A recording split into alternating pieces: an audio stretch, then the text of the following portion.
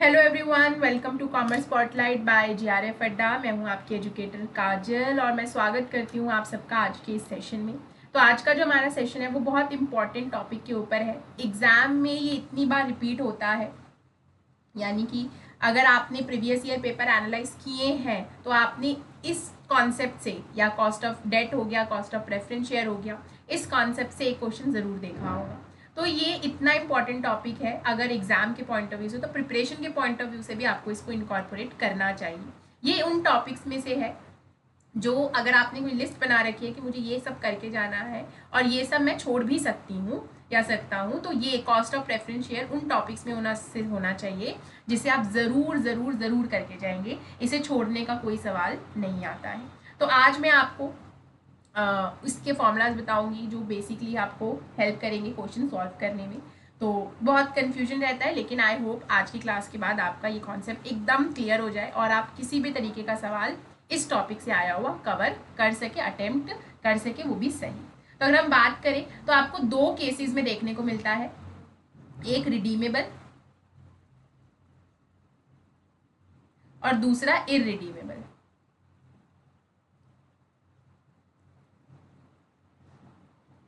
Redeemable का मतलब क्या है कि आप ये प्रेफरेंस शेयर्स देकर और मतलब पैसे वापस देकर शेयर होल्डर को आप प्रेफरेंस शेयर ले लोगे, यानी रिडीम हो जाएंगे। इररिडीमेबल जो कभी भी रिडीम नहीं होंगे। ये बेसिकली केसेस देखने को मिलते हैं। यहाँ कॉस्ट ऑफ डेट की तरह कोई आफ्टर टैक्स बिफोर टैक्स वाली चीज़ नहीं होती है, बिकॉज यहाँ टैक्स बेनिफिट आपको नहीं मिलता है।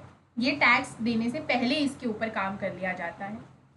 तो अगर मैं रिडीमेबल की बात करूँ तो फॉर्मूला आपको क्या देखने को मिलता है कि आप रिडीम किस वैल्यू पे करोगे, यानी कि यहाँ पर इसे डिनोट कैसे करते हैं ये भी आपको पता होना चाहिए। जैसे कॉस्ट ऑफ डेट होता है आपका, उसे हम के डी से डिनोट करते हैं, वैसे इसे के पी से डिनोट किया जाता है। कॉस्ट ऑफ प्रेफरेंस शेयर के पी से इसे डिनोट किया जाता है। तो अगर हम बात करें कि रिडीमेबल के केस में आपका के पी कैसे निकलेगा, तो सबसे पहले तो प्रेफरेंस डिविडेंड, यानी कि आप इन प्रेफरेंस शेयर्स पे क्या डिविडेंड दो, वो रेट लिखा होता है, आप उसी के हिसाब से डिविडेंड देते हो।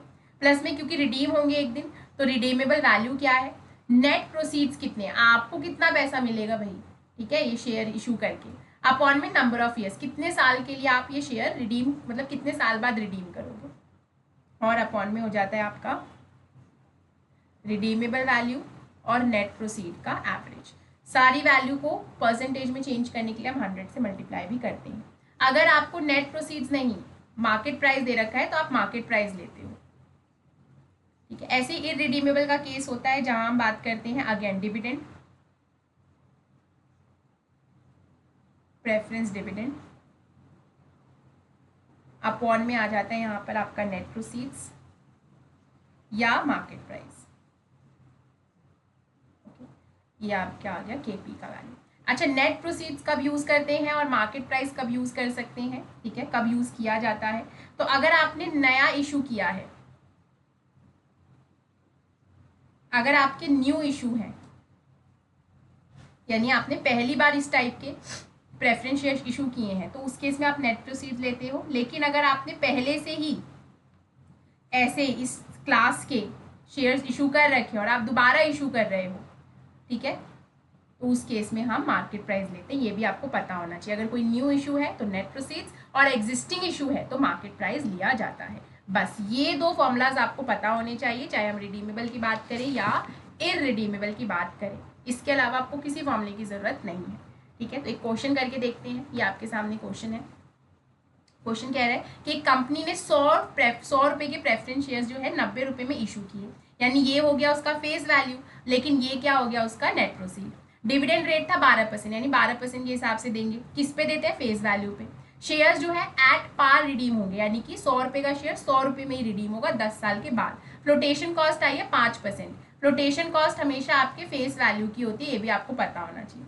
तो हमें यहाँ पर निकालना है cost of preference shares.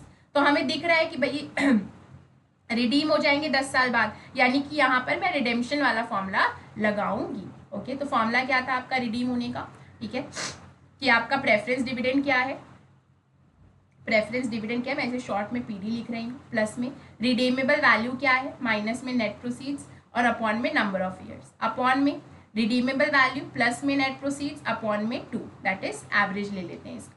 Value को चेंज करना है परसेंटेज में आंसर को।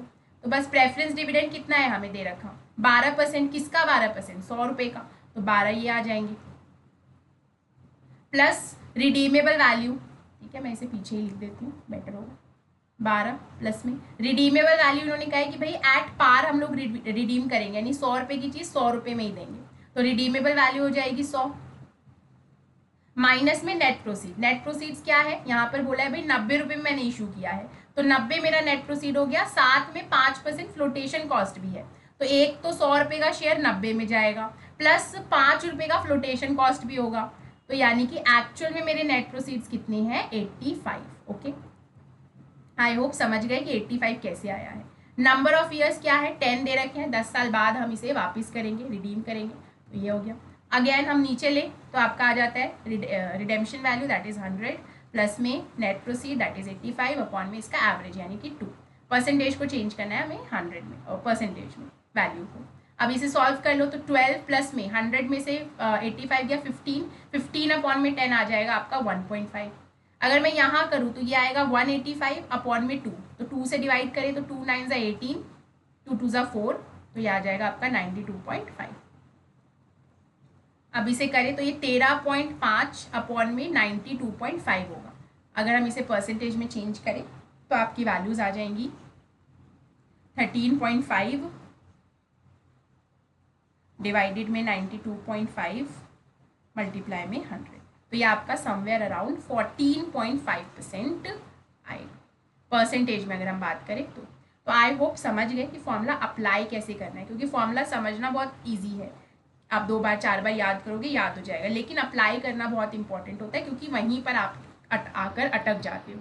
मैं अक्सर अटक जाती थी, तो इसलिए मैं नहीं चाहती हूँ कि जो गलतियाँ मैंने की हैं वो गलतियाँ आप लोग अपने इस जर्नी के दौरान करो, तो इसलिए I am trying my best to help you guys. Okay, चलिए ये क्वेश्चन फिर मैं आपको होमवर्क में दे रही हूँ, अगर आप समझ गए हैं concept then you will be able to solve this, और इसका आंसर आप लोग कॉमेंट करके बताना, ठीक है, इसका आंसर आप लोग कमेंट करके बताना है, और सही है या गलत है वो भी मैं आपको उसी कमेंट सेक्शन में बता दूंगी, ठीक है। चलिए, तो अगर आप यूपीएलटी ग्रेड की तैयारी कर रहे हैं तो आपका फाउंडेशन बैच लाइव है, अगर अभी तक आपने ज्वाइन नहीं किया है तो गो एंड ज्वाइन, बिकॉज यहाँ पर आपको पेपर 2 कॉमर्स के लिए पूरा प्रीलिम्स का बैच मिलेगा जिसमें हम सभी यूनिट्स को कवर करेंगे, लाइव एंड रिकॉर्डेड दोनों तरीके के सेशन मिलेंगे। आयुषी मैम और मैं आपके लिए पूरा बैच केटर कर रहे हैं, और साथ में आपको डाउट क्लियरिंग सेशन भी दिए जाएंगे।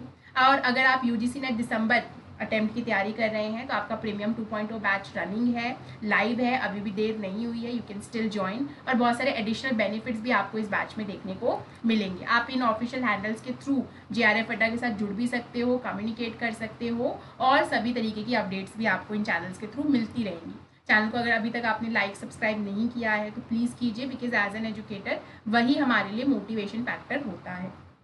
अगर आपने ऐप डाउनलोड नहीं किया है तो गो एंड डाउनलोड, क्योंकि बहुत सारे बेनिफिट्स आपको बिल्कुल फ्री ऑफ कॉस्ट इस ऐप पर मिलेंगे। डेली आप एक फ्री टेस्ट लगा सकते हो, यूट्यूब क्लासेस की सारी PDF फ्री आपको ऐप पर मिलती हैं, हर संडे एकदम फ्री मॉक टेस्ट लगाया जा सकता है ऑल इंडिया लेवल का, और आपको फ्री में काउंसलिंग सेशन अटेंड करने के लिए भी दिया जाता है, जहाँ आप डायरेक्टली अपने डाउट्स एजुकेटर से पूछ सकते हैं।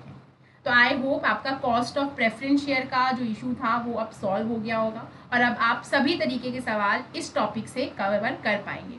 स्टिल अगर कोई डाउट है तो do let us know in the comment section, मैं ज़रूर कोशिश करूँगी उसको केटर करने की, और आप किस स्पेसिफिक टॉपिक के ऊपर चाहते हैं कि मैं वीडियो लेकर आऊँ तो वो भी मुझे कमेंट सेक्शन में बताना, और मैं ज़रूर उसके ऊपर वीडियो बनाऊँगी। ओके, चलिए, तो मिलते हैं हम लोग नेक्स्ट क्लास में, तब तक के लिए थैंक यू वेरी मच।